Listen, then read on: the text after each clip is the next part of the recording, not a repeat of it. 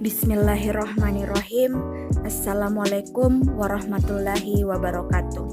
Perkenalkan, saya Anissa Nurul Jannah dari kelas AK18A Universitas Muhammadiyah Makassar. Pada video ini, saya akan menjawab beberapa pertanyaan guna memenuhi tugas mid semester pada mata kuliah akuntansi perpajakan oleh dosen pengampu Bapak Syamsuddin SPD MAK. Baiklah, saya akan mulai dari pertanyaan pertama.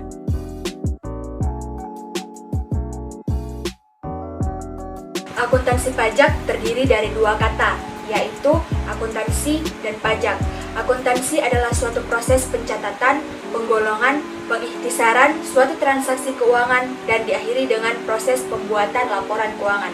Sedangkan pajak adalah iuran atau pungutan wajib yang bersifat memaksa dan diatur oleh undang-undang dan tidak mendapatkan timbal balik secara langsung yang dipergunakan untuk keperluan rakyat.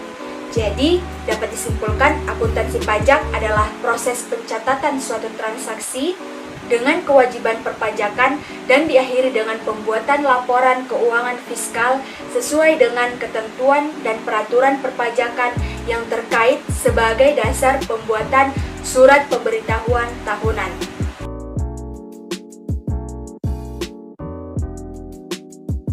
Neraca dan laba rugi. Yang pertama, neraca. Neraca terbagi dua, sisi aset dan sisi kewajiban. Pada sisi aset terdapat akun pajak yang dibayar di muka seperti PPh 22, PPh 23, PPh 24, PPh 25, PPh 28A. Ada juga PPh atas pengalian hak atas tanah dan bangunan dan pajak masukan. Pada sisi kewajiban terdapat akun utang pajak seperti PPh 21, PPh 23, PPh 26 dan PPh 29. Terus ada juga pajak keluaran. Yang kedua, laba rugi. Ada beban pajak penghasilan, PPB, pajak masukan yang tidak dapat dikreditkan, dan bea materai dicatat sebagai beban operasional.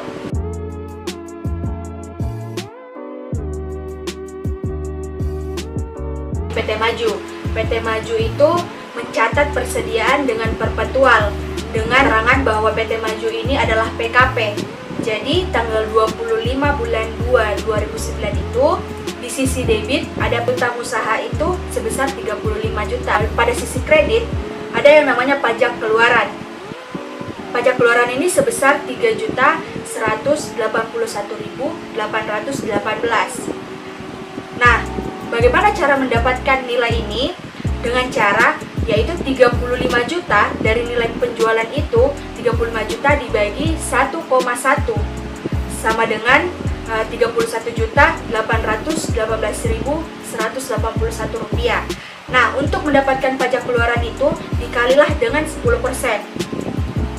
Setelah dikali dengan 10% mendapatkan hasil 3.181.818 rupiah. Itulah menjadi nilai pajak keluaran. Selanjutnya di sisi kredit ada penjualan. Nah, penjualan itu berapa? Yaitu 31.818.181. Caranya tadi seperti yang saya jelaskan sebelumnya, yaitu 35 juta dibagi 1,1 mendapatkan 31.818.181 rupiah. Di bawahnya yaitu harga pokok penjualan. Nah, di sisi debit ada harga pokok penjualan sebesar 20 juta seperti yang ada di soal. Nah, di sisi kredit terdapat akun yaitu persediaan sebesar 20 juta juga. Untuk jurnal PT Sukses, dia mencatat dengan periodik dan keterangan bahwa PT Sukses ini non PKP. Jadi, jurnalnya langsung saja kita tulis di sisi debit itu pembelian sebesar 35 juta dan utang usaha atau utang sebesar 35 juta rupiah di sisi kredit. PT Sukses bukan PKP, maka PPN masukan tidak dapat dicatat sebagai pajak masukan. Dicatat langsung sebagai jumlah pembelian.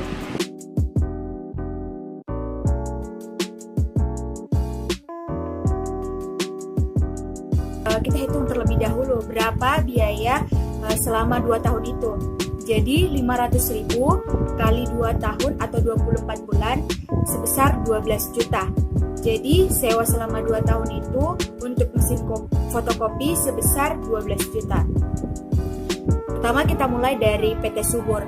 Untuk tanggal 6 bulan 3 2019, PT Subur itu mencatat dengan pendekatan neraca, dan perlu kita ketahui bahwa PT Subur ini adalah non PKP. Isi debit adalah kas sebesar 11.760.000 dan di sisi debit juga ada PPh pasal 23 sebesar 240.000. Nah, 240.000 ini didapatkan dari 12 juta dikali dengan 2%, karena PPh pasal 23 ini adalah 2%.